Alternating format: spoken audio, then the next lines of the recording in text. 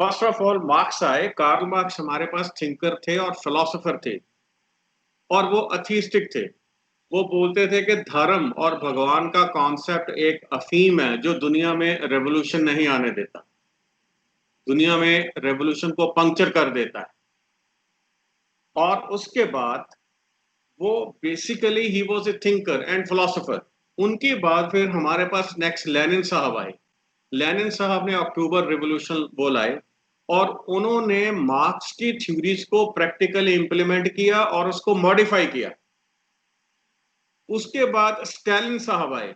जो स्टालिन साहब थे उन्होंने भी कुछ ऐसा ही किया।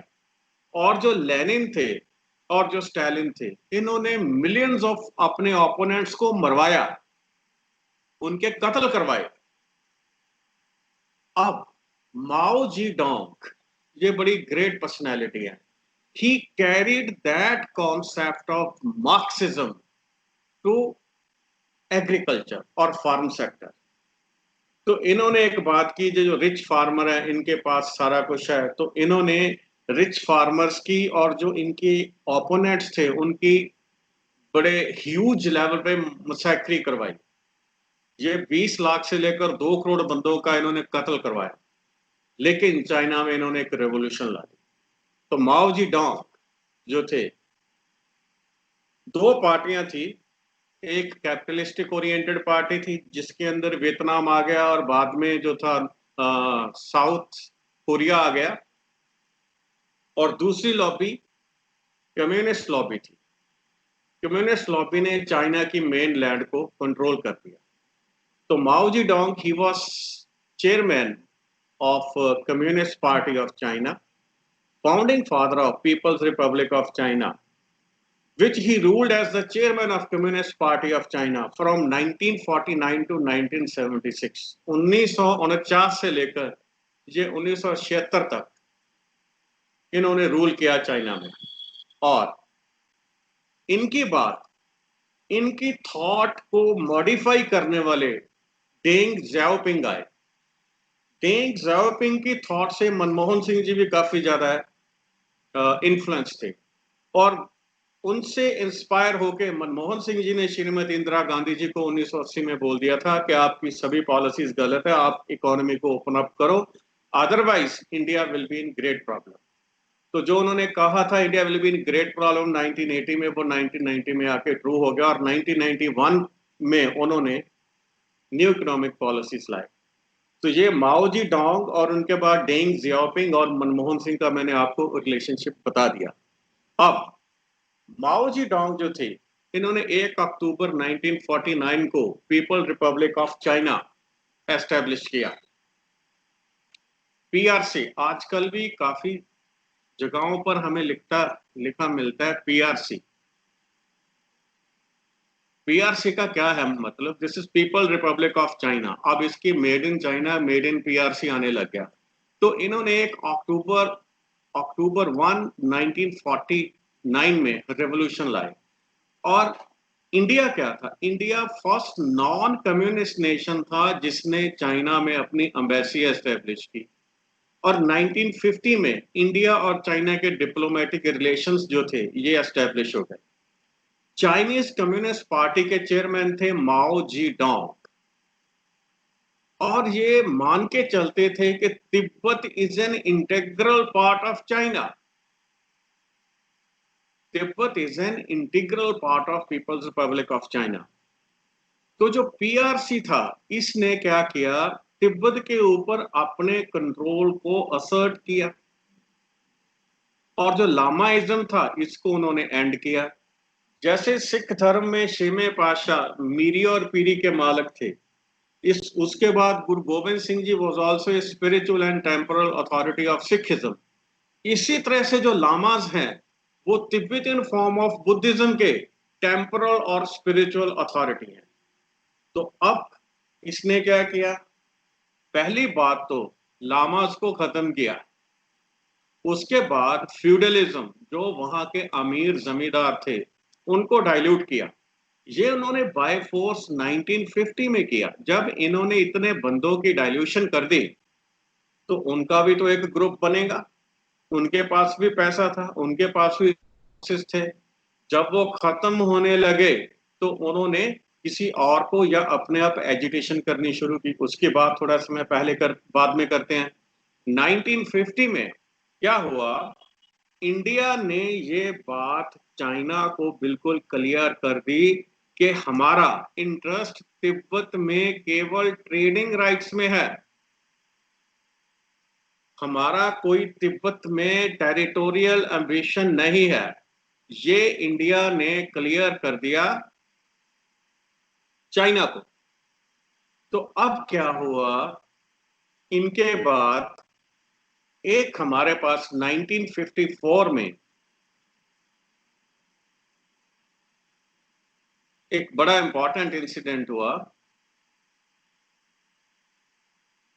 जो 1954 में हुआ। और उस इंसिडेंट में क्या हुआ, 8 ईयर एग्रीमेंट साइन हो गया 1954 में। इंडिया और चाइना में 8 year agreement on Tibet sign कर लिया गया और पंचशील का सिद्धांत दिया गया। फर्स्ट, पंचशील का पहला क्या पार्ट था, आपको इसे याद कर लेना चाहिए। It's very much important from examination point of view these days. Mutual respect for each others, mutual respect for each others territorial integrity and sovereignty. एक दूसरे की खुदमुख्तारी और इंटेग्रिटी को का सम्मान करना। Mutual non aggression, mutual non interference of in each others internal affairs, एक दूसरे के इंटरनल अफेयर में इंटरफेयर नहीं करना। Equality and mutual benefit, peaceful को एग्जिस्टेंस। तो ये हमारे पंचशील थे। ये पंचशील के सिद्धांत पंडित नेहरू जी और चाउ एन लाई, जिसको हम हिंदी चीनी भाई भाई का स्लोगन देते हैं, तो ये पांचों, mutual respect, mutual non aggression, mutual non interference, equality and mutual benefit and peaceful को एग्जिस्टेंस। तो पीआरसी ने अपना कंट्रोल जो था, ये हम पहले भी बात कर चुके हैं कि 1950 में लामाइज्म को उन्होंने एंड कर दिया। और जो वहां पे लामास भी बड़े पावरफुल थे, और दूसरी अथॉरिटी को जिसको उन्होंने एंड किया वो थे फ्यूडलिस्टिक लॉर्ड्स। तो वो अब हिट बैक करेंगे। कैसे? जनवरी 1949 में एक बात यहां पे ध्यान में लाने वाली है। चाउ एन लाई, ये जो फोटोग्राफ है ये चाउ एन लाई की है। चाउ एन लाई ने नेहरू जी को लिखा कि जो मैकमोहन लाइन है अरुणाचल प्रदेश में, मैकमोहन लाइन केवल अरुणाचल प्रदेश में है। और ये नॉर्मली सारी लाइन हमारी इंडिया और चाइना का बॉर्डर मैकमोहन लाइन नहीं है। मैकमोहन लाइन अरुणाचल प्रदेश वाली बहुत फेमस है। तो वो तिब्बत इंडिया 1914 में, एक हमने पार्ट नंबर 2 में इसे डिटेल में डिस्क्राइब किया। 1914 में एक शिमला कॉन्फ्रेंस हुई, इसमें इंडिया, तिब्बत और चाइना तीनों ने नेगोशिएशन शुरू की। उस समय जो तिब्बत था, China was divided in warlords. तो तिब्बत अपने आप को चाइना से इंडिपेंडेंट मान के चलता था, लेकिन चाइना आज ये बोलता है कि Tibet was an integral part of China. तो तिब्बत ने ब्रिटिश इंडिया के साथ वो जो मैकमोहन लाइन थी उसको लाइन ऑफ एक्चुअल कंट्रोल मान लिया। तो उससे जो अरुणाचल प्रदेश था वो इंडिया में आ गया।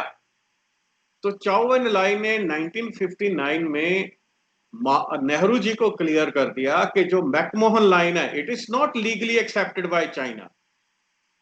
तो चाइना तो उनमें था ही नहीं, चाइना को आपने नेगोशिएशन में बुलाया, लेकिन चाइना बाद में वो नेगोशिएशन छोड़ गया because the proposal was not acceptable to China.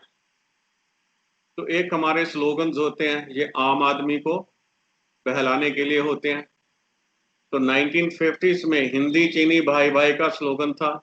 Nehru ji की थॉट उस समय ये थी कि हिंदुस्तान अभी आजाद ही हुआ है, हम लड़ाई का बोझ नहीं उठा सकते, इसलिए हमें समझौता करके समझौतावादी नीति को अप्लाई करना चाहिए। तो ये नेहरू जी की अपनी ओपिनियन थी।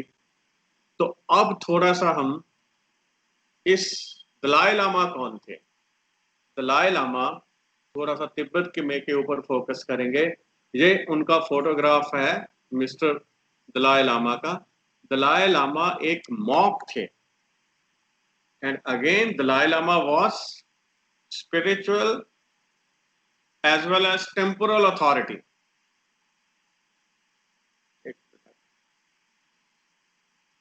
तो दलाई लामा जो इसमें है, he is spiritual as well as temporal authority. तो ये मॉन्क थे एक तो, basically he was monk Tibet में, और ट्रेडिशनली रिस्पॉन्सिबल थे फॉर गवर्निंग तिब्बत।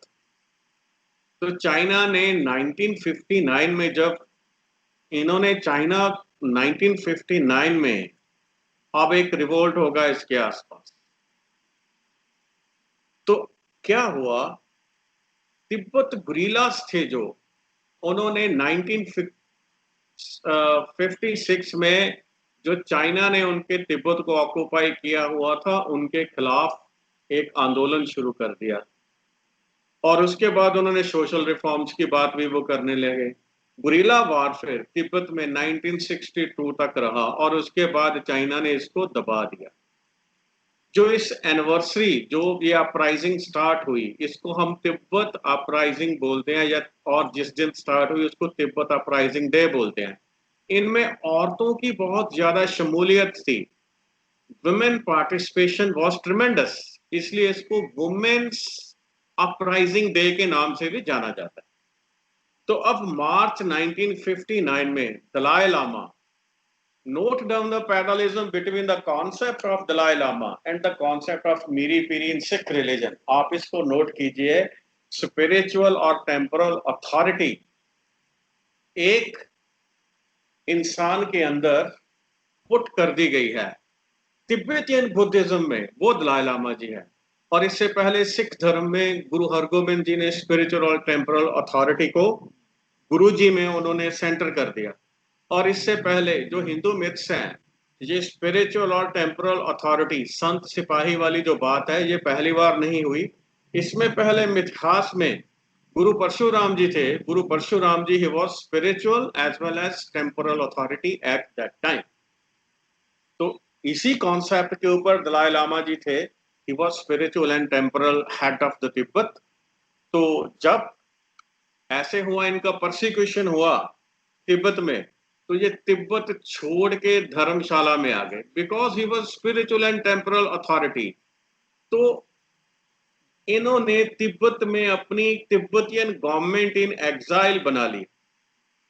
तो जो तिब्बतियन लोग, इनके जो पैरोकार थे, वो वहां से शिफ्ट होके नॉर्थ वेस्ट इंडिया, या जिसे हम बोलते हैं हिमाचल प्रदेश में, आके वो सेटल हो गए। और पीआरसी जो था, पीपल रिपब्लिक ऑफ चाइना था, वो इससे खुश नहीं था। वो बोलता था कि आपने पंचशील के अंदर नॉन इंटरफेरेंस की बात की है, और अब आप जो हमारे चाइना के खिलाफ एजिटेशन कर रहा है तिब्बत ने, आपने उसको शरण दे दी, और वो इंडिया में बैठ के तिब्बत की गवर्नमेंट इन एग्जाइल चला रहा है। Why government of India is supporting them? जहां पे मानिए चाहे ना मानिए, it was an error on the part of the Indian government. China was more important than mister Dalai Lama. लेकिन जो उस समय की अथॉरिटीज थी, नेहरू जी थे, ये इंटरनेशनल लेवल के लीडर थे, एंड तो इन्होंने जो डेमोक्रेटिक स्पिरिट में दलाई लामा जी को इंडिया में शरण दे दी। और पीपल रिपब्लिक ऑफ चाइना का ये बात कहना कि इंडिया तिब्बत में एक्सपेंशन करनी चाहता है, तो ये टोटली मिसप्लेस नहीं है, क्योंकि इंडिया ने बाद में यही काम इंडिया ने किया है, मुक्ति वाहिनी बना के बांग्लादेश में, ईस्ट पाकिस्तान, पाकिस्तान को तोड़ दिया। यही काम इंडिया ने एलटीटी को सपोर्ट करके श्रीलंका में किया। बाद में पीस कीपिंग फोर्स भेजनी पड़ गई, वो एक अलग बात है। तो ये जो पार्ट है, इट इज समथिंग अनअंडरस्टैंडेबल। लेकिन इसका जो कॉन्टेक्स्ट उस समय था, वो ये था कि Nehru was an idealistic personality and he opted for democratic spirit. और उन्होंने बोला कि ठीक है जी, डेमोक्रेसी की हम सपोर्ट करते हैं और इनको शरण भी देते हैं। But that prove costly for India. 1989 में, क्योंकि नोबेल प्राइज जो है आप इसे कभी ऐसा ना मान लेना कि all the Nobel prizes they are given for excellence. No, Nobel peace prize में पॉलिटिकल कंसिडरेशन होती है। America capitalistic nation was against the communist nation, so enemy of communist nation is friend of capitalist। तो इस logic के under plus इनकी contribution भी थी, हम ऐसे नहीं बोल सकते, कंट्रीब्यूशन भी थी और उनको ये सूट भी करता था, इसलिए इनको Nobel prize, Nobel peace prize 1989 में मिला। आजकल भी ये इंडिया में है और काफी रिलीजियस फंक्शंस में आते हैं ये, जहाँ पे कोई धार्मिक सम्मेलन होता है और वहां पे इनकी शमूलियत होती है। तो अब हम थोड़ा सा इसे स्टडी कर, यहाँ पे एक बात है, तो India has annoyed China in 1959, और जो चाइना का गुस्सा था वो जायज था। A fugitive, someone who has run out of a country, एक भगौड़ा आदमी है जो एक देश में उस देश की सरकार के खिलाफ एजिटेशन कर रहा है, वो वहां से भाग के आपके देश में आ जाता है और आप उसको एग्जाइल देते हैं, और वो ठीक है शरण ले ले, नो इशू, लेकिन वो वहां पे बैठ के तिब्बतियन गवर्नमेंट इन एग्जाइल बना रहा है, तो चाइना को इस पर तो गुस्सा आएगा ही ना। मान लो कि हिंदुस्तान में कोई हिंदुस्तान के खिलाफ एजिटेशन करने वाला कल को पाकिस्तान में जाके बैठ जाए और वो वहां पे गवर्नमेंट इन एग्जाइल बनाए, तो इंडिया उस देश के साथ कैसा करेगा? वैसा ही करेगा जैसा चाइना ने की। तो अब इसके बाद आगे, there are many reasons and the prominent one was China's perception of India as a threat to its rule in Tibet. China ये परसीव करता था कि इंडिया वर्बली जो कुछ मर्जी कहे, उसके जो एम्बिशंस हैं, परसेप्शन उनकी ये थी कि इंडिया तिब्बत में रूल करना चाहता है। अदरवाइज उन्होंने फ्यूजिटिव आदमी को शरण क्यों दी? इंडिया तिब्बत के पॉलिटिकल अफेयर्स में इंटरफियर कर रहा है, और म्यूचुअल नॉन इंटरफेरेंस की जो पंचशील का जो सिद्धांत है उसको वो वायलेट कर रहा है। तो अक्टूबर 1962 में क्या हुआ? पीपल्स रिपब्लिक ऑफ चाइना ने इंडिया को लद्दाख एरिया में इन्वेड कर दिया, और मैकमोहन लाइन में उन्होंने, अरुणाचल प्रदेश में मैकमोहन लाइन के अलोंग उन्होंने इन्वेड कर दिया, और अक्साई चिन जो था वहां पे उसको इन्होंने ऑक्युपाई कर लिया, और असम के 48 किलोमीटर जो प्लेन था उसको भी उन्होंने ऑक्युपाई कर लिया। असम के अंदर आ गए 48 किलोमीटर, और उन्होंने लगभग 20 अक्टूबर को इंडिया के ऊपर अटैक किया था, और रफली आफ्टर 1 मंथ उन्होंने 21 नवंबर 1969 को यूनिलैटरल सीज फायर डिक्लेयर करके विड्रॉ कर लिया।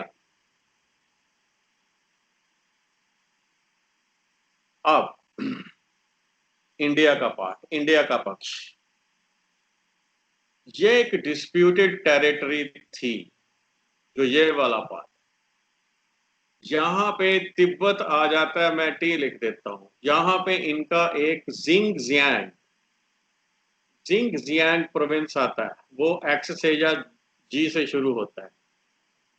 चाइना ने हिंदुस्तान के बिना पूछे एक लाइन यहां पे रोड बना ली, इस रोड का नाम है G219, और ये इन्होंने 1957 में बनाई, जहां पे एक रोड,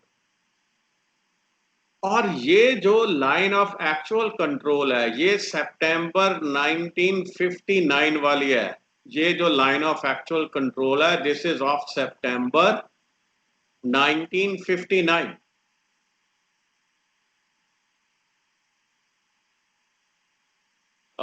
सॉरी मैं थोड़ा सा इसको ठीक कर दूं, ये सितंबर 1962, दिस इज ऑफ 1962 वाली लाइन हमारे मैप में यहाँ पे डिस्प्लेड है, जो ये लाइन है। और एक लाइन में आपको और बता दूं, जो ये लाइन है जो इंडिया क्लेम करता है वो ये लाइन है, जहां पे मेरा अभी कर्सर रेड कलर का कर्सर मूव कर रहा है, वो ये लाइन है। तो ये जॉनसन लाइन है। जब इंडिया ने इंस्ट्रूमेंट ऑफ एक्सेशन राजा हरि सिंह से किया, तो राजा हरि सिंह जी का मानना था जो ऊपर वाला पार्ट है रेड कर्सर का ध्यान कीजिए, ये सारा पाकिस्तान वाला जो ग्रीन पाकिस्तान ऑक्युपाइड कश्मीर और ये जॉनसन लाइन, ये सारी जम्मू एंड कश्मीर फॉर्म करती थी। इससे पहले महाराजा रणजीत सिंह के अंडर जोरावर सिंह जो है, जोरावर सिंह अक्साई चिन्ह तक पहुंच गए थे और वहां पे उनका एक आजकल भी किला मौजूद है जिसको जोरावर सिंह फोर्ट बोलते हैं। तो यहाँ पे ये सारा अक्साई चिन्ह वाला एरिया अनइनहेबिटेड है, यहाँ पे कोई बंदा नहीं रहता। ये लीवर्ड साइड पे है काराकोरम रेंज के, बारिश नहीं होती, ठीक है। ये इस तरह का सारा एरिया है, इसीलिए फिर वो बाद में जोरावर सिंह जी वापस आ गए थे और उन्होंने लद्दाख को ही काबू किया और अक्साई चिन्ह को छोड़ दिया। तो अब इसके आगे जो हमारे पास इशू आता है, दो लाइनें हैं जो इंडिया और पाकिस्तान में जब आप बात करते हो, तो जो ये लाइन है, ये लाइन एलओसी नहीं है, ये सीएफएल लाइन है, यहां तक आप इसे मान सकते हैं। इसके बाद ये एलओसी है और यहाँ पे सियाचिन ग्लेशियर है, इस जगह के ऊपर भी है, यहाँ पे आप लगा लिए सियाचिन ग्लेशियर है। और ये पाकिस्तान ऑक्युपाइड कश्मीर था और 1963 में ये पार्ट जो था पाकिस्तान ने चाइना को इलीगली ट्रांसफर कर दिया। तो ये सियाचिन ग्लेशियर बहुत इंपॉर्टेंट है। और अब इसके आगे तो ये पार्ट को समझना हमारे लिए अति आवश्यक है। डोकालम स्टैंड ऑफ भी हुआ था। ये डोकालम प्लेट्यू है जो भूटान का हिस्सा है, यहाँ पे नथुला पास है और यहाँ पे हमारे पास एक चाउला पास भी है।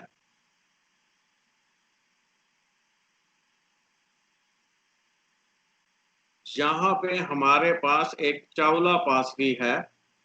ये डोकालम प्लेट्यू है, ये भूटान का हिस्सा है और ये हमारा सिक्किम है। तो इंडिया और चाइना 1962 के बाद इंडिया और चाइना के बीच जो ट्रुप्स हैं ये एक दूसरे की साइड में एंटर करते रहे।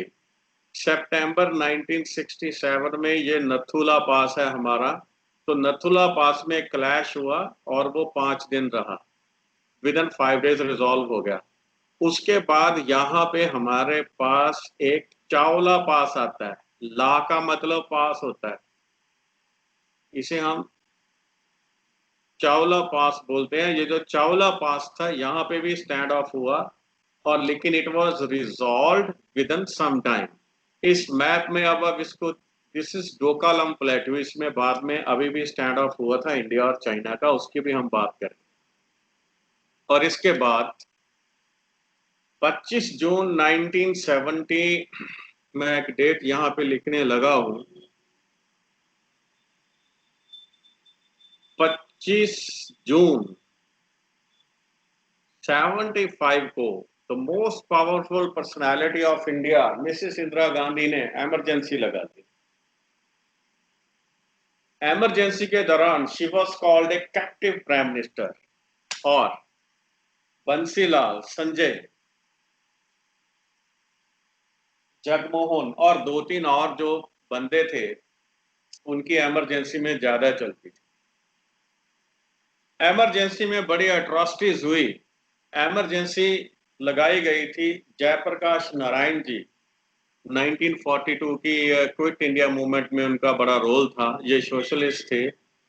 और जयप्रकाश नारायण जी ने एक एजिटेशन शुरू की थी। उन्होंने फाइनली ये बोलना शुरू कर दिया कि आर्मी को रिवोल्ट कर देना चाहिए, पुलिस को रिवोल्ट कर देना चाहिए, पुलिस को और आर्मी को वो ऑर्डर नहीं मानने चाहिए जो उन्हें गलत लगते हैं।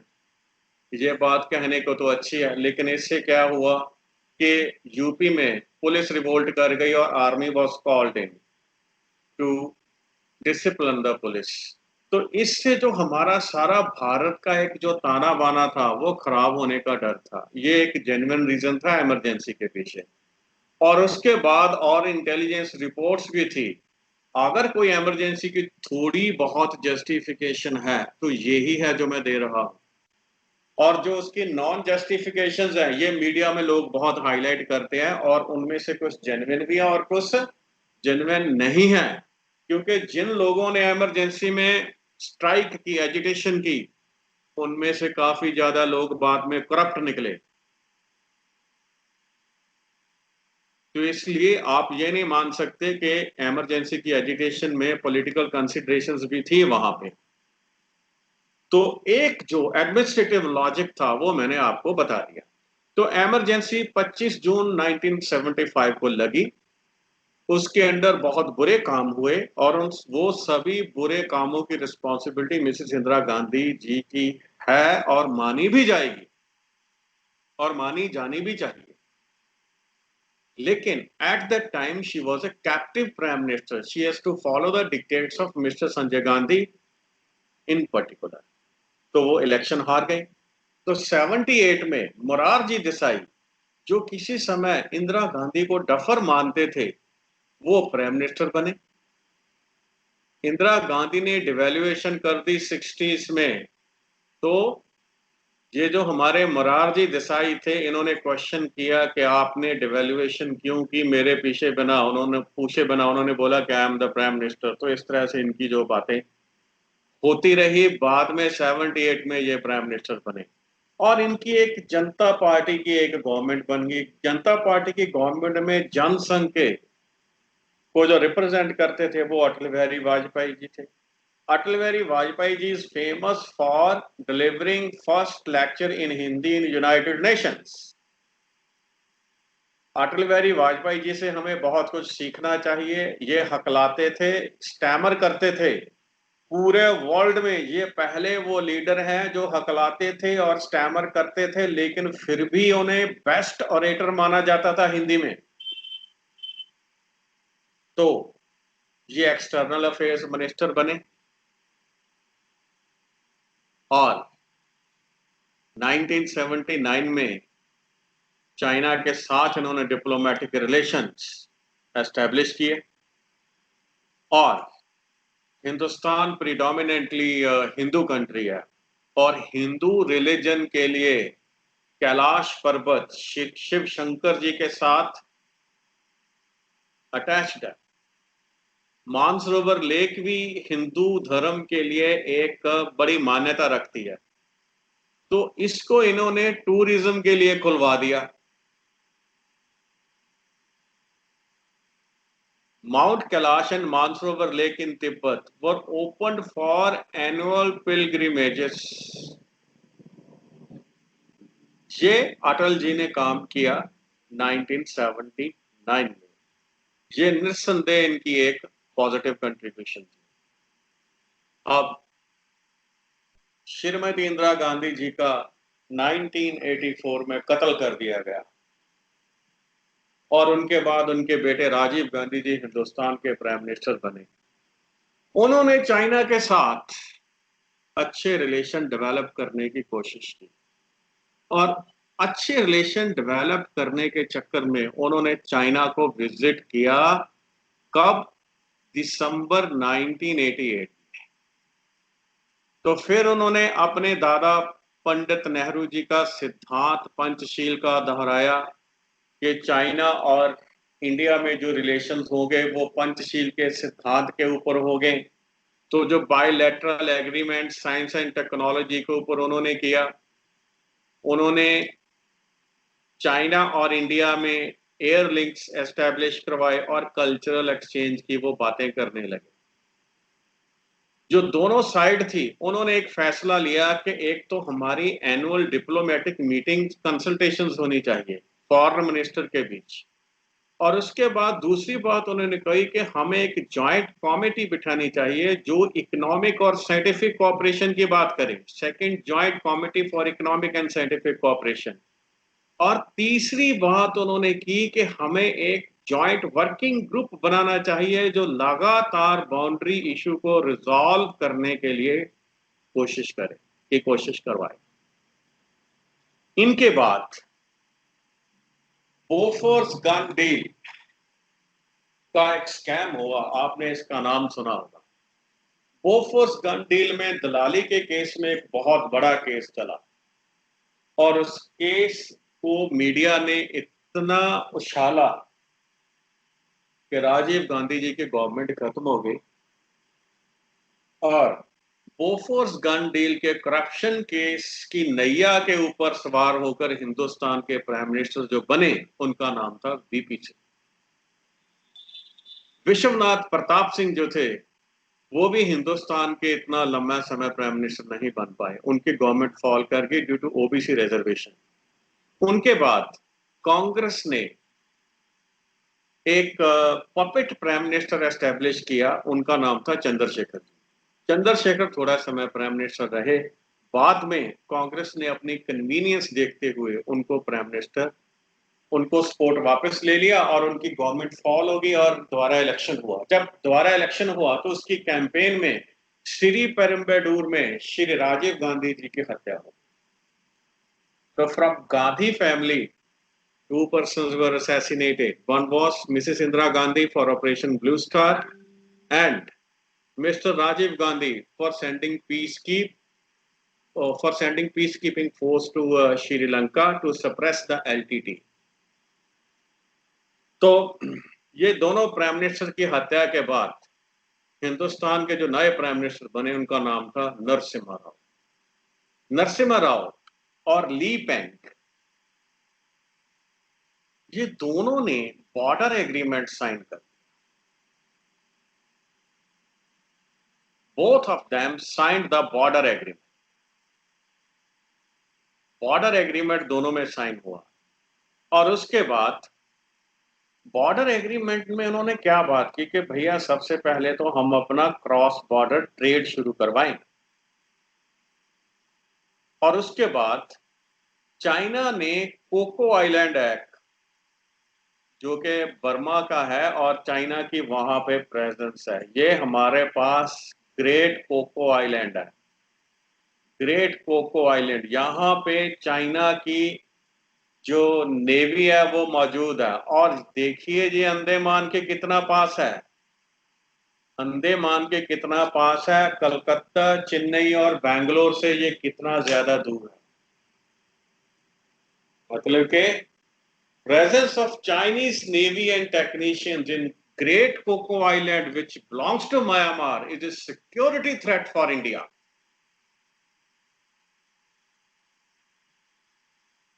तो अब एक बड़ा पुराना इशू चल रहा था, China, America was putting pressure on India for signing NPT. India was a nuclear nation. America अभी ये सोचता था कि इंडिया को परस्यू करके आर्म ट्विस्टिंग करके एनपीटी साइन करवा लेंगे, हालांकि वो जानता था कि India is not prepared to sign NPT, जिसने इतनी economic crisis, great economic crisis of 1992 के अंदर भी एनपीटी को साइन नहीं किया, वो ऐसे कैसे एनपीटी साइन कर देगा। तो अब क्या हुआ, नरसिम्हा राव जी और Atal Bihari Vajpayee ji, they were the friends. जब बाबरी मस्जिद को ढाया गया तो prime minister PV Narasimha Rao ji थे और कई लोग ये बोलते हैं कि he was taken into confidence by right wing forces in RSS. तो चलो वो तो कैसे भी क्यास है, अंदाजे हैं जिसको हम रियलिटी नहीं मान सकते। तो राव जी ने ये बात प्राइम मिनिस्टर, ये बात क्लियर कर दी थी अटल जी को कि हमें पोखरान 2 करना पड़ेगा। 1998 में पोखरान 2 कर दिया गया, उसके बाद अमेरिका ने इंडिया के ऊपर कभी भी प्रेशर पुट नहीं किया कि आप एनपीटी साइन करो। और कभी कभी वो जो वर्बल फॉर्मेलिटी करते हैं, लेकिन उनको मालूम है कि India is a nuclear super power. तो अब इसके बाद 2003 में 2003 में चाइना ने ये ऑफिशियली रिकॉग्नाइज कर दिया कि सिक्किम जो है ये इंडिया का हिस्सा, इंडिया का पार्ट है। ये एक बड़ी अचीवमेंट थी। और अब इसके बाद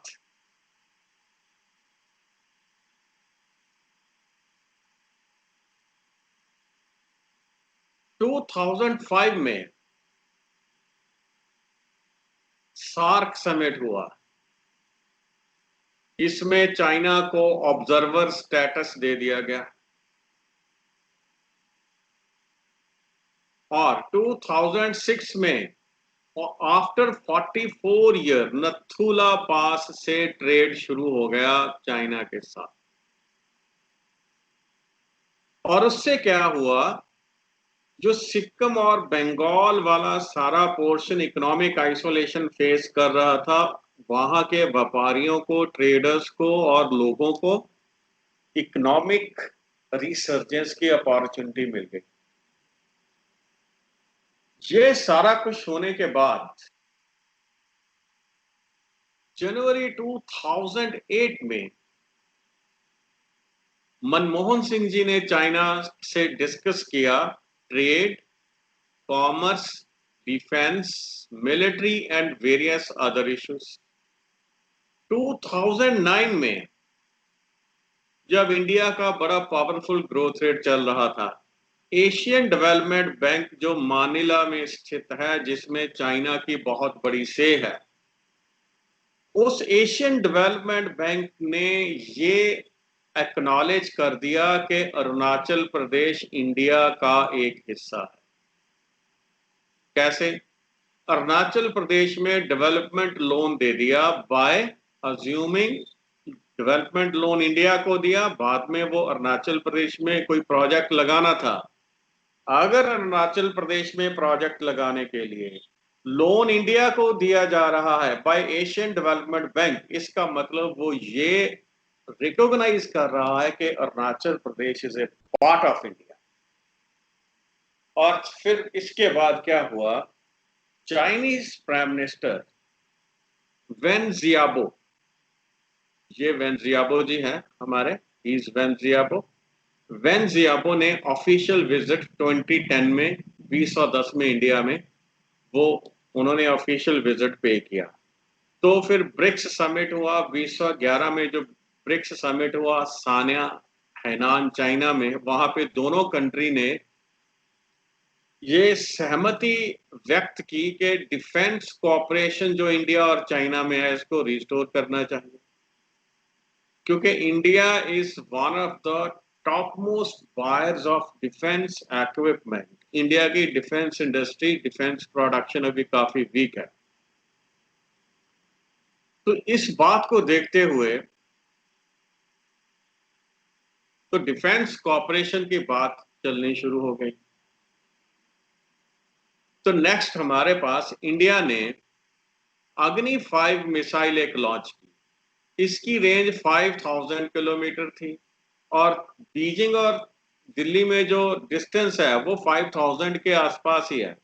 तो चाइना ने इस पे ऑब्जेक्शन किया कि इंडिया ने एक ऐसी मिसाइल डेवलप कर दिया है कि जो चाइना की कैपिटल को अटैक कर सकती है, और इसकी जो पेलोड कैपेसिटी थी वो 13 क्विंटल की थी, 13.5 क्विंटल से भी ज्यादा। तो चाइना ने इसके ऊपर नेगेटिवली रिएक्ट किया और अपना सिक्योरिटी कंसर्न की बात की। तो सितंबर 2014 में जो रिलेशनशिप था इंडिया और चाइना का, ये थोड़ा सा डिस्टर्ब हो गया, क्योंकि चुमार सेक्टर जो है, ये हमारे पास चुमार सेक्टर है। चुमार सेक्टर में जो चाइनीज आर्मी थी ये इंडियन साइड पे आ गई। तो बाद में एग्रीमेंट ये हुआ कि चाइनीज आर्मी विड्रॉ करेगी और इंडिया को लिव इन बंकर्स डिस्ट्रॉय करने पड़ेंगे।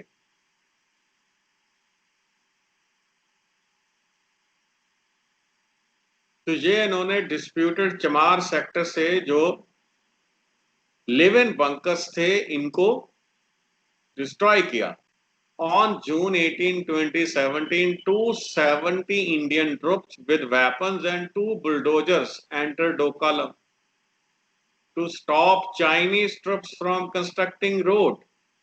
तो डोकालम प्लेट्यू तो भूटान का हिस्सा है और इंडिया और भूटान में एक डिफेंस ट्रीटी है, उसको ध्यान में रखते हुए इंडिया ने भूटान के अंदर जब चाइनीज कोई कुछ चीज बिल्ड कर रहे थे, तो इंडियन ट्रूप्स ने उस रोड की कंस्ट्रक्शन को बुलडोजर जाके उसको ढाया।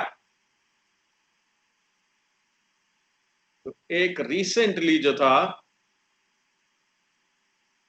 चाइना, और चाइना एक चीज आजकल बहुत प्रमोट कर रहा है, वो है belt and road initiative. India ने बोला कि ये इस प्रोजेक्ट को एक्सेप्ट नहीं कर सकता। उसका रीजन ये है, टेरिटोरियल इंटीग्रिटी। क्योंकि एक जो रोड जाएगी वो डिस्प्यूटेड टेरिटरी में से जाएगी, जिसे इंडिया अपना हिस्सा मानता है।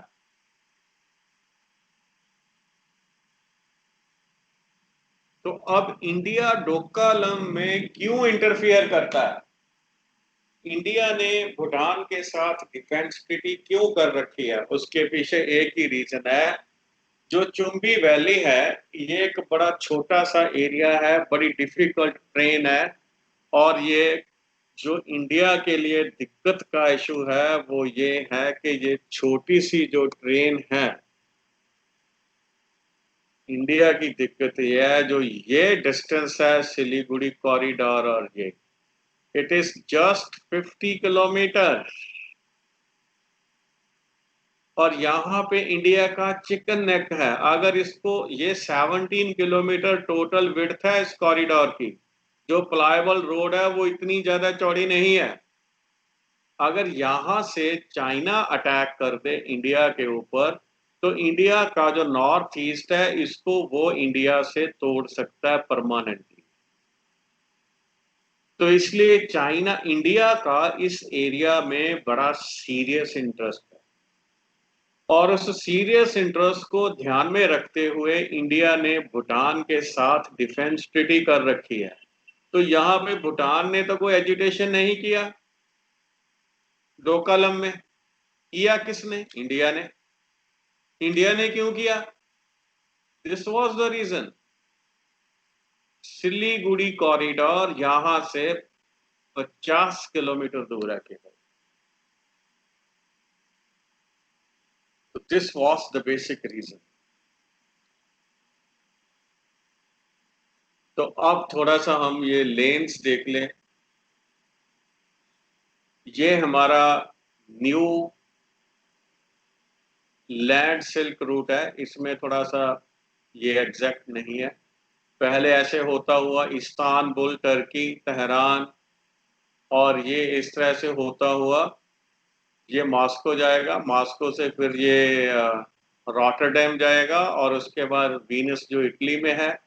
फिर यहाँ पे एड्रियाटिक सी है, मोस्ट प्रोबेबली ये इस सी का नाम देख लेना क्या है। फिर ये मेडिटेरियन सी में एंटर कर गया, ग्रीस की कैपिटल एथेंस, यहाँ से होता हुआ या स्यूज कैनाल में से होता हुआ रेड सी में से गल्फ ऑफ एडन को पास करते हुए ऐसे ये कीनिया में जाएगा। कीनिया से वापस ये इंडिया के लिए कोलकाता, और यहाँ पे हम्बनतोता पे रिफ्यूलिंग फैसिलिटी है। यहाँ से ये इधर से होता हुआ it can go to Indonesia, और यहाँ से ये चाइना को भी जा सकता है। ये डायग्राम में थोड़ी सी चेंज चाहिए। जैसे इन्होंने बताया, एक जो लैंड बेल्ट रूट है वो जो सीधा पाकिस्तान ऑक्युपाइड कश्मीर में से निकलता है, तो उस पर इंडिया ऑब्जेक्ट करता है।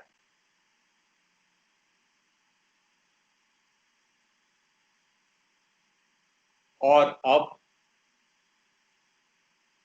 यहाँ पे basically what is the real issue, वो मैं आपको यहाँ पे बताता हूँ। और इससे बात अगर कोई अप्रोप्रिएट मैप और हुआ तो देन आई विल एक्सप्लेन। यहाँ पे एक गुलाम रसूल गलवान नाम के व्यक्ति थे, जिन्होंने इस एरिया को काफी ज्यादा एक्सप्लोर किया, जिसका नाम गलवान रिवर के अलोंग ये गलवान वैली है। इस एरिया को इन्होंने काफी ज्यादा एक्सप्लोर किया, और इसीलिए उस रिवर का नाम गलवान रिवर रख लिया गया। First logic. दूसरा, ये गलवान रैली है, सॉरी वैली है, तो यही एक एंट्रेंस पॉइंट है जो इधर को जाता है अक्साई चिन्ह को, इंडिया के लिए। तो ये जो लाइन ये दिखा रहा है ना इंडिया, ये सितंबर 09 1962 वाली लाइन है। और ये जो रोड बिल्ड की थी तिब्बत से China India 2000, China national highway 219 highway ये जा रहा है सारा, 219। और ये 1957 में चाइना ने बनाया था इंडिया को पूछे बिना। और ये जॉनसन लाइन है, इंडिया जॉनसन लाइन क्लेम कर रहा था। तो चाइना ने इंडिया को पूछा नहीं, सीधा सकासगंज वैली से, इनका जिनजियांग प्रोविंस है, ये इसका नाम लिखा ही हुआ है यहाँ पे, जिनजियांग प्रोविंस। जिनजियांग प्रोविंस के लिए ये रोड उन्होंने G29 यहाँ पे बिल्ड कर दिया। यहां से ये रोड शुरू होता है, लाल कर्सर थोड़ा सा आप देखते जाइए, तो ये रोड ऐसे तिब्बत और चाइना के जिनजियांग प्रोविंस को ज्वाइन करता है। इसका नाम G219 है। और इंडिया की दिक्कत क्या है? Galwan valley is the only plausible way, और सॉरी रूट, यहाँ पे जहां से आप अक्साई चीन जा सकते हो।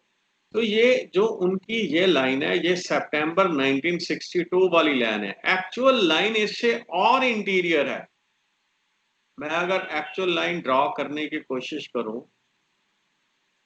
तो वो यहां से शुरू होती है और ऐसे वो एक्चुअल लाइन ऐसे जाती है। और यहाँ पे एक हमारे पास एक डारबुक नाम का गांव है वहां तक। तो ये बाउंड्री है। और ये बाउंड्री जो है, ये जो काराकोरम के माउंटेन्स हैं उनके ऊपर है, और इसकी हाइट बहुत ज्यादा है। इसकी हाइट ज्यादा होने के कारण यहाँ पे सियाचिन ग्लेशियर भी इस हाइट से कंट्रोल किया जा सकता है। यहाँ एक प्लेस है, उसका नाम है डीबीओ, दौलत बेग ओल्डी। यहाँ पे इंडिया की बहुत बड़ी एक एयर स्ट्रिप है, यहाँ से इंडिया की एयरफोर्स अटैक कर सकती है। इंडियन आर्मी, ये एक बहुत बड़े पर्वत के नीचे इधर एक शायोक रिवर है, उसको हम ऐसे ड्रॉ कर लें, शायोक रिवर। जो ये शायोक रिवर इस साइड पे है, उस इसके आसपास इंडिया की आर्मी डिप्लॉयड है। और यहाँ पे ही वो पॉइंट है गलवान वैली में ही, जिसका नाम PP14 है, जहां पे आजकल डिप्लॉयमेंट चल रही है। और यहाँ पे देपसैंग प्लेट्यू है, यहाँ पे भी डिप्लॉयमेंट चल रही है। तो ये पार्ट, एक तो ये पार्ट जो डीबीओ है हमारे लिए बहुत इंपॉर्टेंट है। डीबीओ और दार्विक रोड इन, अब ये तो था इनकी जो जो इनकी लाइन लाइन ऑफ ऑक्यूपेशन जो चाइना की अब है, ठीक है, जो अक्टूबर 9 नवंबर 1962 के बाद वो ये लाइन है। इसी लाइन के अलोंग शायोक रिवर की एक ट्राइब्यूटरी है। तो ये जो इसी लाइन के अलोंग इंडिया ने एक रोड बिल्ड कर रखी है। तो ये हाइट्स जो काराकोरम रेंज की 6000 किलोमीटर सॉरी मीटर तक की ये हाइट है। और ये हाइट बड़ी डेंजरस हाइट है। यहाँ पे आर्मी को ऑपरेशन करने के लिए पहले एक्लेमेटाइज किया जाता है, मतलब कि उसको उस मौसम के अनुकूल बनाया जाता है, और फिर बाद में यहाँ पे army at a very large height operation कर सकती है। इंडियन मिलिट्री यहाँ पे ग्राउंड पे है। अगर इस पोर्शन को हम चाइना को कंसीड कर जाते हैं, तो एक तो Siachen glacier comes in danger, और लद्दाख भी खतरे में आ जाता है, क्योंकि Chinese army will attack from height of 6000 metre, और इंडियन आर्मी नीचे होगी। और चाइना यहां से आके श्रीनगर क्या इधर सारा अटैक कर सकता है। यहाँ पे एक डीबीओ में एयर स्ट्रिप है जो इंडिया के पास है। और चाइना क्या फेयर करता है? चाइना ये कहता है कि अगर यहाँ वाली स्ट्रिप इंडिया के पास जब तक रहेगी, वहां से वो एक्साई चिन को अटैक कर सकता है। तो ये पॉइंट्स हैं जो दोनों नेशन के माइंड में फियर पैदा करते हैं। हालांकि अक्साई चिन वाली जो लैंड है अनइनहेबिटेड लैंड है, बैरन लैंड है, लीवर्ड साइड के ऊपर है, रॉकी है, यहाँ पे कुछ नहीं हो सकता। लेकिन फिर भी ये डिफेंस पॉइंट ऑफ व्यू से बहुत इंपॉर्टेंट है। तो रिसेंट 2-3 दिन पहले की ये न्यूज है कि 1200 ट्रुप्स जो है ये डीबीओ डीबीओ देशपंग देपसैंग में, ये एरिया में, इस एरिया में यहाँ पे 12,000 ट्रुप्स जो है इंडिया और चाइना के आ चुके हैं। और चाइना 1962 वॉर के बाद इंडिया की total about 45,000 kilometre territory occupy कर चुका है। और इंडिया ने भी डिस्प्यूटेड टेरिटरी का 90,000 स्क्वायर किलोमीटर अरुणाचल प्रदेश में ऑक्युपाई कर रखा है। अगर दोनों पक्षों को हम आगे रख के चले तो आप ऐसे नहीं कह सकते कि India has acted as a saint. अगर उन्होंने हमारा 45,000 बैरन लैंड ऑक्युपाई की है, हमने कंपैरेटिवली बेटर लैंड उनकी 90,000 स्क्वायर किलोमीटर ऑक्युपाई कर रखी है, लेकिन उनकी 45,000 स्क्वायर किलोमीटर जो उन्होंने ऑक्युपाई कर रखा है, that is very much important from security point of view. इसलिए हम एक्सचेंज नहीं कर सकते। एक नया आदमी ये सोचता है कि यहां पे एक्सचेंज कीजिए, okay, there can be some kind of agreement but not exchange so long as Pakistan factor is there। और इंडिया के सामने एक साइमल्टेनियस खतरा भी है, चाइना इधर से अटैक कर दे, पाकिस्तान इधर से अटैक कर दे, that will be a very difficult situation for India. तो अब हम इसके आगे प्रोसीड करते हैं। और ये एक और बात याद रखिए, दिस इज, ये एक कॉरिडोर है, ये दिस इज, तो ये हमारे पास एक इनका जो रूट है इस्लामाबाद से इधर जाता है, this is China Pakistan economic corridor. Pakistan China के पास गिर भी पड़ा है। इकोनॉमिक कॉरिडोर सीपा के अंडर, और जो उन्होंने नई उनकी गैवाडोर पोर्ट डेवलप की है, पाकिस्तान के ऊपर इतना कर्जा है, वो किसी दिन ये सारा कुछ चाइना को बेचेगा। और पाकिस्तान ने चाइना को और ऑफर मारा है कि हमारा आप हमारा कर्जा माफ कर दीजिए, ये जमीन भी हम आपको दे देते हैं। ये part recently Imran Khan offered this thing. तो यहाँ पे इंडिया के लिए एक सीरियस प्रॉब्लम है। India will have to rise up to the occasion. तो अब हम थोड़ा सा, ये मैप काफी अच्छा है, इसमें दारबुक, ये दौलत बेग ऑल्डी है जिसकी मैं बात कर रहा था, इसमें और दारबुक में ये रोड जो बॉर्डर सिक्योरिटी फोर्स ने इसको कंप्लीट किया है, 260 किलोमीटर रोड है, और ये 2019 में कंप्लीट कर दी गई है ये रोड।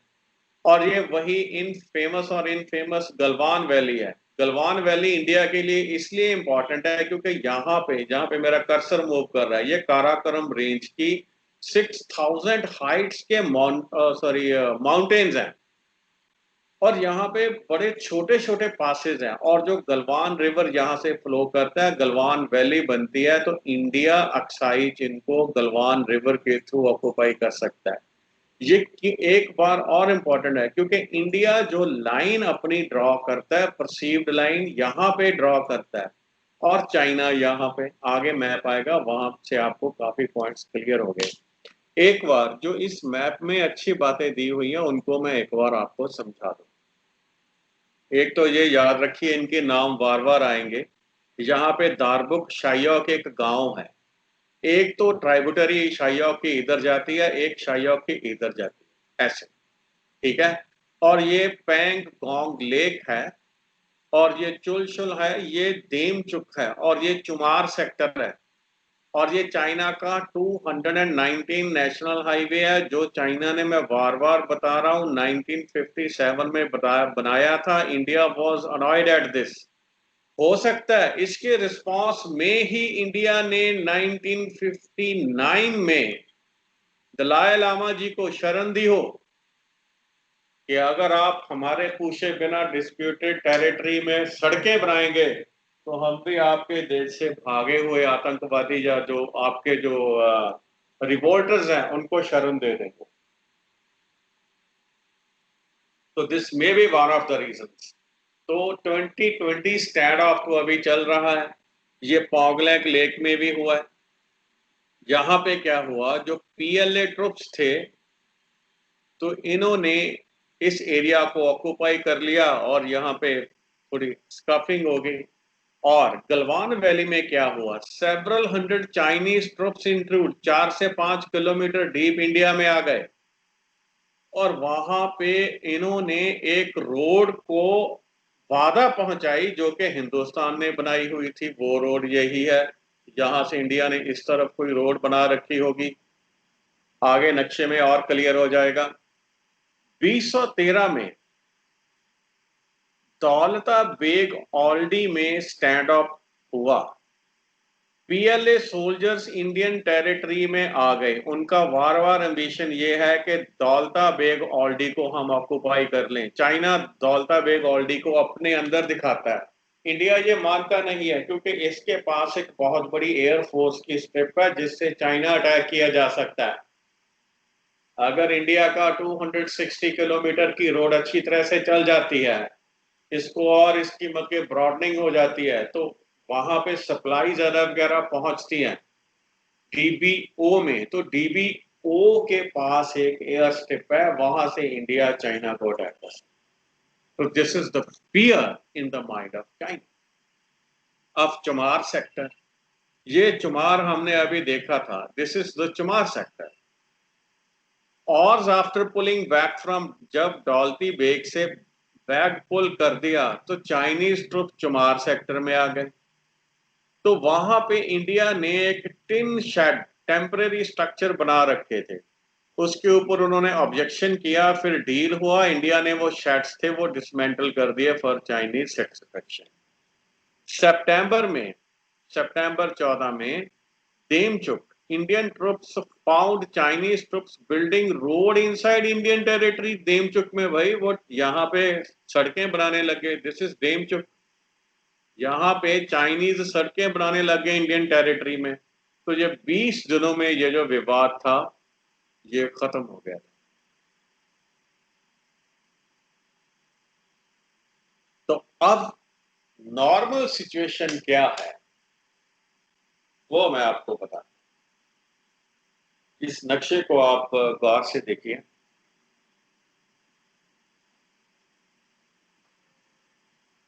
इंडिया और चाइना के बीच, ये मैं फिर से आपको बता रहा हूं, this is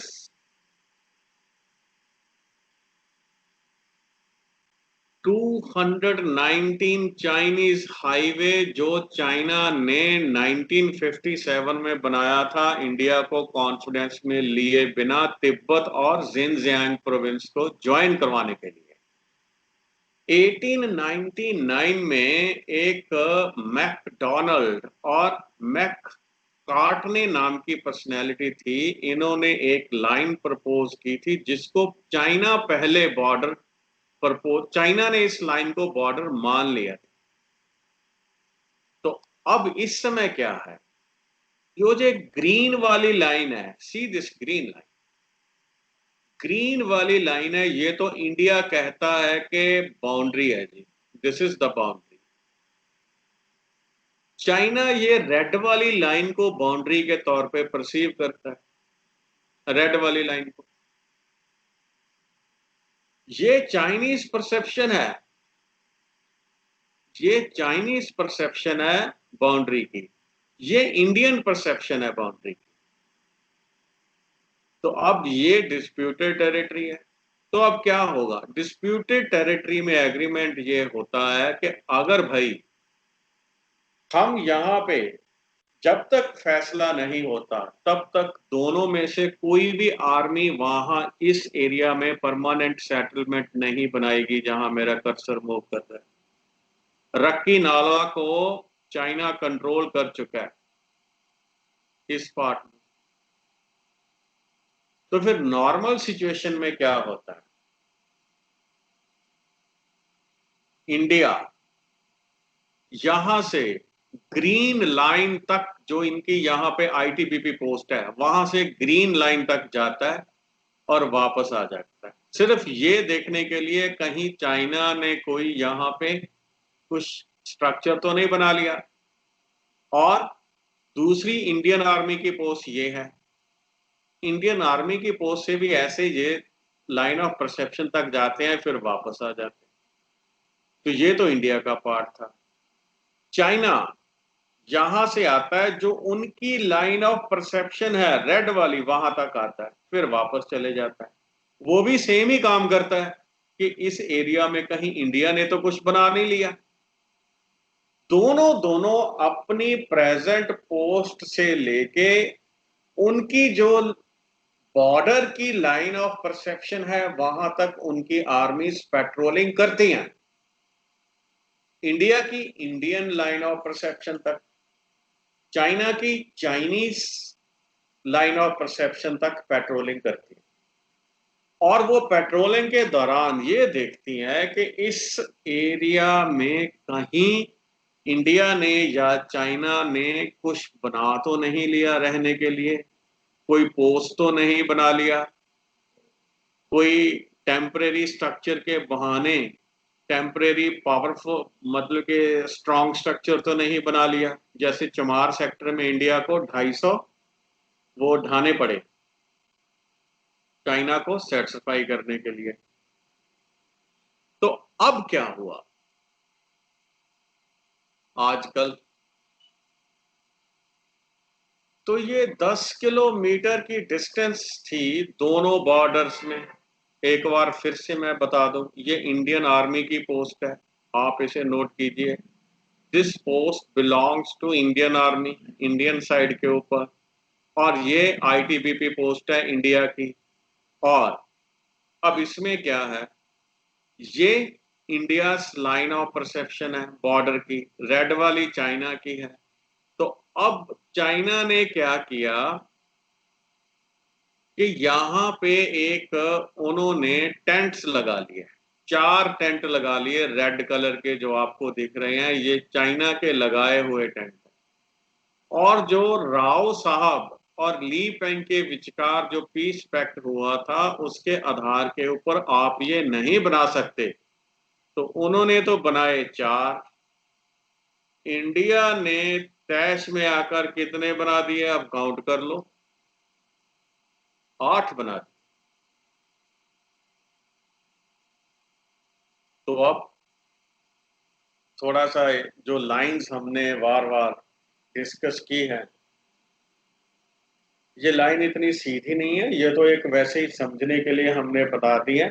in zigzag line है। और तो एक ये तो जॉनसन लाइन है, मैं ये भी बता दूं, this is the Johnson line, ये जो हमारी सारी लाइन है this is the Johnson line. Aksai चिन्ह वाला एरिया भी यही है जो इसने एरो से दिखा रखा है। और अक्साई चिन्ह का इतना पोर्शन 38,500 स्क्वायर किलोमीटर ये चाइना के पास है। 1,500 स्क्वायर किलोमीटर अप्रोक्सीमेटली इंडिया के पास है। जॉनसन लाइन 1865 में एक ब्रिटिश ऑफिसर ने प्रपोज की थी, और 1914 में 1933 में चाइना के पोस्टल डिपार्टमेंट ने इस लाइन को एज ए बॉर्डर डिस्प्ले किया था। एक मैककार्टनी एंड मैकडोनल्ड लाइन जो 1989 में लाइन एक प्रपोज की गई थी, और जिसको किसी समय में चाइना बाउंड्री मानता था, आजकल नहीं मानता, किसी समय पहले मानता। तो अब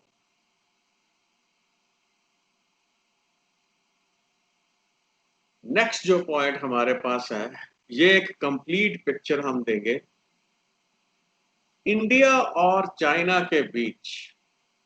23 डिस्प्यूटेड एंड सेंसिटिव एरियाज है, यहां पे कहीं भी झगड़ा हो सकता।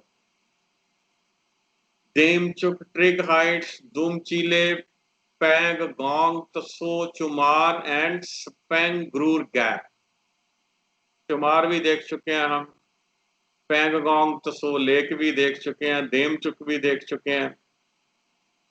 और उनके बाद हिमाचल प्रदेश में शिपकीला यहां से सतलुज इंडिया की बाउंड्री में मानसरोवर लेक से निकलती हुई, तिब्बत से निकलती हुई इंडिया की बाउंड्री में वो शिपकीला पास के थ्रू पास करती है।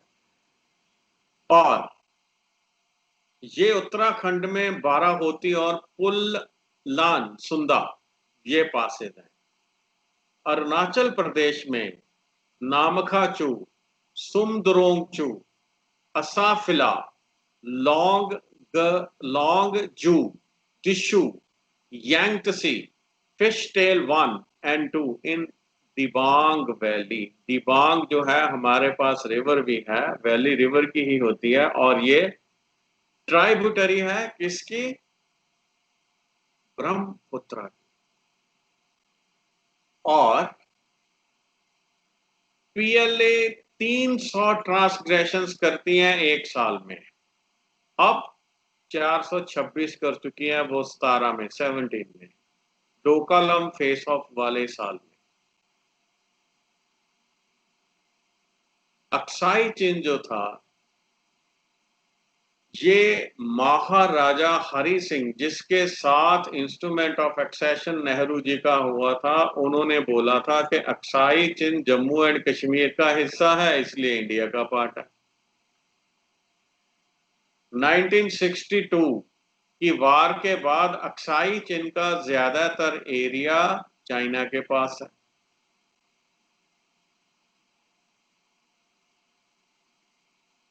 तो ये सेकंड लार्जेस्ट एरिया जो डिस्प्यूटेड एरिया वो 38,000 स्क्वायर किलोमीटर का है। इसमें कोई रहता नहीं है, इसकी इकोनॉमिक वैल्यू इतनी नहीं है, ह्यूमन वैल्यू भी इतनी नहीं है। इंडिया सारे अक्साई चिन को क्लेम करता है, सकासगंज वैली को भी क्लेम करता है, जो पाकिस्तान ने चाइना को 1963 में गिफ्ट कर दी थी। चाइना इंडिया का दौलत बेग ओल्डी बेग के ऊपर क्लेम कंटेस्ट करता है, इंडिया इसे नहीं मानता। और ये क्या है? This is world. यहां पे अक्साई क्यों? क्योंकि यहां पे वर्ल्ड की सबसे बड़ी, जो मैं इसको अंडरलाइन कर रहा हूं, क्या है? एयर स्ट्रिप है। यहां से इंडिया चाइना को अटैक कर सकता है। अगर चाइना के पास चला जाता है तो चाइना इंडिया को अटैक कर सकता है from a very convenient position for India और चाइना। और जिसके खिलाफ अटैक होगा उसके लिए it will be highly inconvenient. तो अब थोड़ा सा पूरे नक्शे में इसका एक और व्यू लेते हैं। ये सकाशगंज वैली जिसकी मैं अभी बात कर रहा था, सकाशगंज वैली वाला जो पोर्शन है वो ये है। दिस इज सकाशगंज वैली पोर्शन, जो पाकिस्तान ने चाइना को इलीगली 1963 में ट्रांसफर कर दिया। ये सारा एरिया चाइना ने 1962 की वार के बाद इंडिया से छीन लिया। और ये भी थोड़ा सा पोर्शन ऐसा ही है, यहाँ पे भी डिस्प्यूट है, चुमार वैली या देमचुक यहीं पे आते हैं। और यहाँ पे उत्तराखंड में भी दो डिस्प्यूट वाले पॉइंट है। तवांग, ये तवांग वाला पोर्शन ये बड़ा डिस्प्यूटेड पॉइंट है भैया। ये इंडिया के लिए ये बड़ा सेंसिटिव है। तवांग के बाद ये है McMahon line. This is McMahon line. ये डिस्प्यूटेड है।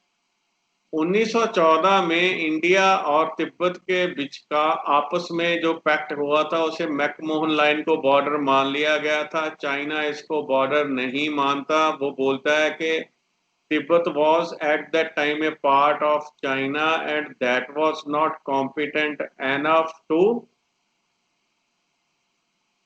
sign a pact with another nation।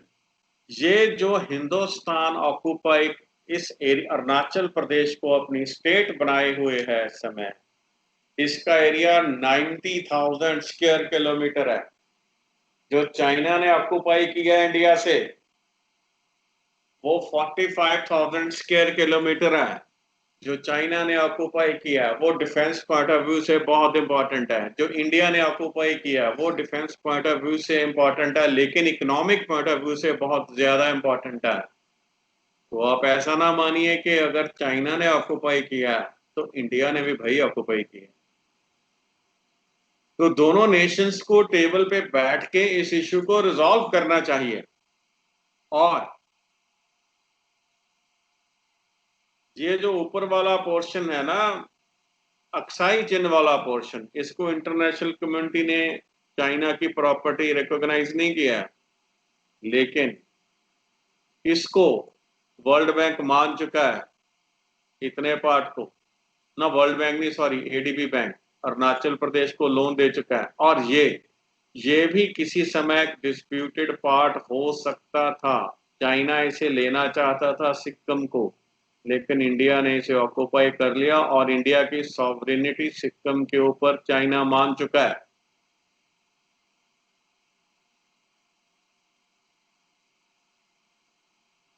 और अब एक बार मैं बॉर्डर डिफाइन कर दूं आपको।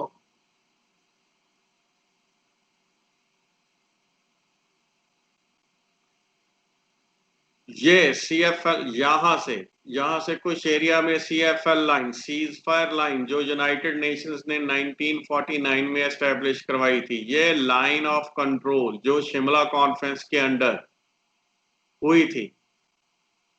और उसके बाद ये लाइन जो सितंबर 1962 में चाइना की पोजीशन थी, लेकिन अब इसकी पोजीशन थोड़ी इंटीरियर में है क्योंकि इसने यहाँ पे भी कुछ और एरिया ऑक्युपाई कर लिया।